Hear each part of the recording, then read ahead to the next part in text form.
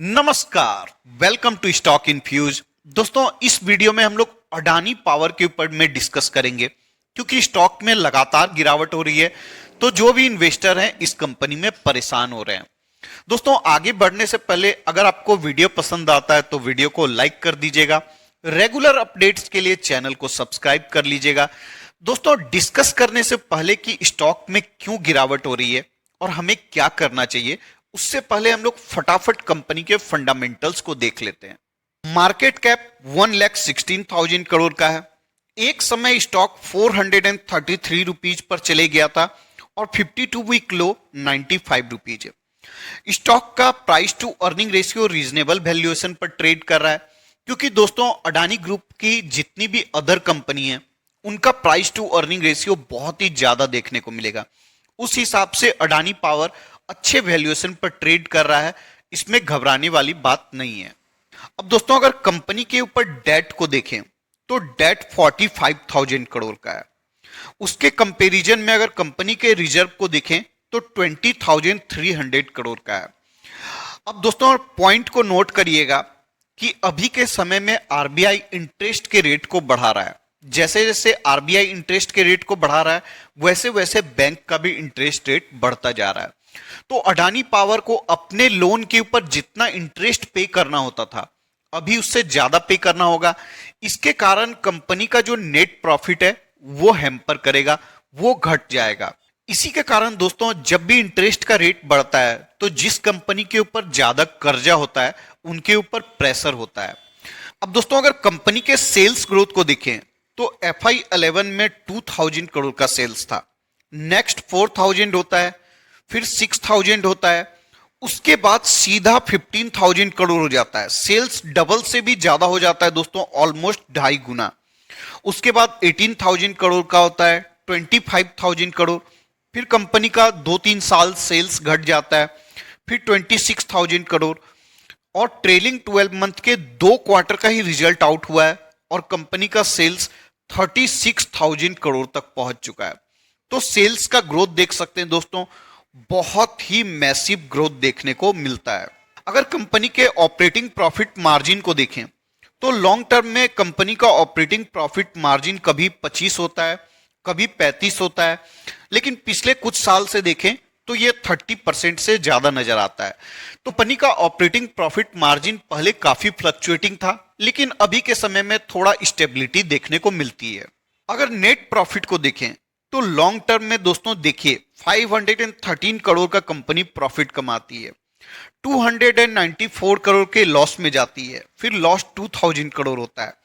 लगातार company loss में जाती है, एक समय लॉस 6000 करोड़ पहुंच जाता है, फिर 2000 करोड़ का लॉस। और दोस्तों उसके बाद देखिए 2275 करोड़ के लॉस से सीधा कंपनी 1200 करोड़ के प्रॉफिट पर आ जाती है। अगर परसेंटेज के टर्म्स में देखिएगा दोस्तों तो ये बहुत ही मैसिव ग्रोथ है। अब दोस्तों, जब भी किसी कंपनी का रिजल्ट ऐसा आएगा 2000 करोड़ के लॉस से 1200 करोड़ का प्रॉफिट हो जाएगा तो स्टॉक बिल्कुल रॉकेट बन जाएगा। नेक्स्ट देखिए 4900 करोड़ का प्रॉफिट और ट्रेलिंग 12 मंथ के सिर्फ 2 क्वार्टर का रिजल्ट आउट हुआ है और कंपनी का प्रॉफिट 10,300 करोड़ पहुंच चुका है। तो नेट प्रॉफिट में भी जबरदस्त ग्रोथ देखने को मिल रही है। एक समय कंपनी लॉस में थी, अभी कंपनी में प्रॉफिट में आई है और प्रॉफिट भी बहुत तेजी से ग्रो कर रहा है। अब दोस्तों, अगर कंपनी के शेयर होल्डिंग पैटर्न को देखें तो प्रमोटर के पास 74.97 का स्टेक है, डीआईआई के पास कुछ भी स्टेक नहीं है, एफआईआई 13.23% का स्टेक होल्ड करती है। डीआईआई ने लास्ट क्वार्टर में अपने स्टेक को सेल कर दिया था और अभी के क्वार्टर में देखें तो 0% का स्टेक है। अगर पब्लिक के होल्डिंग को देखें तो 11.80% का पब्लिक स्टेक होल्ड करती है। तो शेयर होल्डिंग पैटर्न में किसी भी तरीका का प्रॉब्लम नजर नहीं आता है। दोस्तों, बात करते हैं कि स्टॉक में गिरावट क्यों हो रही है। उसके लिए हम लोग को रिटर्न देखना पड़ेगा। दोस्तों, अगर कंपनी के 6 मंथ के रिटर्न को देखें तो अभी भी 22% का रिटर्न है। अगर 1 ईयर के रिटर्न को देखें तो 212% का रिटर्न है। दोस्तों, कंपनी में ऊपर से 30% से भी ज्यादा का डिस्काउंट है।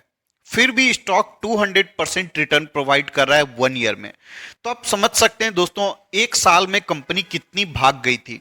दोस्तों समझने वाली बात है कि कोई भी स्टॉक लगातार ऊपर नहीं जा सकता है।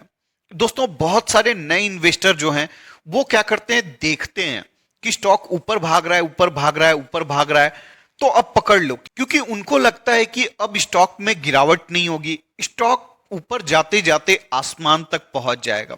लेकिन दोस्तों ऐसा नहीं होता है। चाहे मर्जी जितनी भी अच्छी स्टॉक हो, उसमें गिरावट होती ही होती है।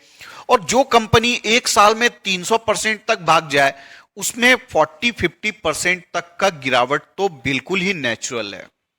अब दोस्तों किसी ने ऊपर के लेवल पर बाइंग किया हुआ है, तो वो सिंपली स्टॉक को होल्ड कर सकते हैं, क्योंकि स्टॉक में ऐसा कोई प्रॉब्लम नहीं है। अगर नेक्स्ट क्वार्टर में कंपनी का रिजल्ट अच्छा आता है, तो स्टॉक आपको रॉकेट बनता हुआ फिर से दिखाई दे सकता है।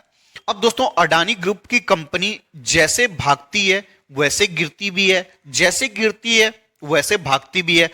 अब अगर 5 ईयर के रिटर्न को देखें तो 682% का रिटर्न है, जिसको बहुत ही मैसिव रिटर्न बोला जाएगा।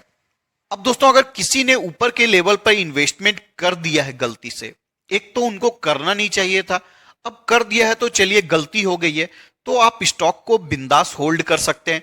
जब आपके बाइंग प्राइस के आसपास आ जाएगा, तब आप स्टॉक को सेल कर सकते हैं, या फिर चाहे तो होल्ड भी कर सकते हैं। अगर किसी को फ्रेश इन्वेस्टमेंट करना है, तो दोस्तों आपको फ्रेश इन्वेस्टमेंट करने के लिए ये प्राइस बहुत ही अच्छा है। आप चाहें तो 280 रुपीज का भी इंतजार कर सकते हैं। दोस्तों ऐसे स्टॉक को डिस्काउंट पर ही बाय करना चाहिए। डिस्काउंट पर बाय करते हैं, जब स्टॉक में तेजी आती है तो अपना रिटर्न काट कर निकल भी सकते हैं, और आप लॉन्ग टर्म के लिए इन्वेस्टेड रहना चाहते हैं तो वो भी आप रह सकते हैं। तो एक बात आपको बोलना चाहूंगा कि अपने पोर्टफोलियो का कोर कंपनी अडानी ग्रुप की कंपनियों को मत बनाइए। 5% से ज्यादा ऐसी कंपनी में बिल्कुल भी इन्वेस्टमेंट मत करिए, और मेंटली प्रिपेयर रहिए कि मैं जिस प्राइस से बाय कर रहा हूं वहां से 30, 40, 50% स्टॉक कभी भी टूट सकता है। अगर आप इस बात के लिए रेडी हैं, तभी लॉन्ग टर्म के लिए इस कंपनी में इन्वेस्टमेंट करिएगा, अदरवाइज आप ऐसी कंपनी से दूर रह सकते हैं। अभी के समय में दोस्तों बहुत सारा पीएसयू बैंक, पीएसयू कंपनी और शुगर वाली कंपनी में तेजी देखने को मिल रही है। दोस्तों न्यूज बेस्ड इन्वेस्टमेंट नहीं किया जाता है। अब दोस्तों पीएसयू बैंक का आप हिस्ट्री निकाल कर देख लीजिए। स्टॉक ऊपर जाती है, साइकिल आता है तो स्टॉक फिर गिरती है और बरसों तक के लिए आपका पैसा ब्लॉक कर देती है। स्टॉक सो जाएगी, आप फ्रस्ट्रेट होकर लॉस में सेल कर देंगे। अभी बहुत सारे लोग यूको बैंक, ये बैंक, वो बैंक इन्वेस्टमेंट कर रहे हैं। दोस्तों आपको कुछ भी रिटर्न नहीं मिलेगा। देखिए मैं आपको दिल से बताता हूं, मेरा काम नहीं है कि मैं को भ्रमित करूं, मेरा काम है ईमानदारी से आपको सच बताऊं जो होता है। तो अभी फिर से इथेनॉल वाला न्यूज आने लगा है, शुगर कंपनी में तेजी देखने को मिल रही है। दोस्तों शुगर कंपनी के बिजनेस में किसी भी तरीका का एडवांटेज नहीं होता है। उन कंपनियों में रिटर्न कुछ भी नहीं मिलेगा। दोस्तों पिछले 10 साल का डेटा उठाकर देख लीजिए, 5 ईयर का उठाकर देख लीजिए, कंपनी के ऊपर बहुत सारा रेगुलेशंस होता है।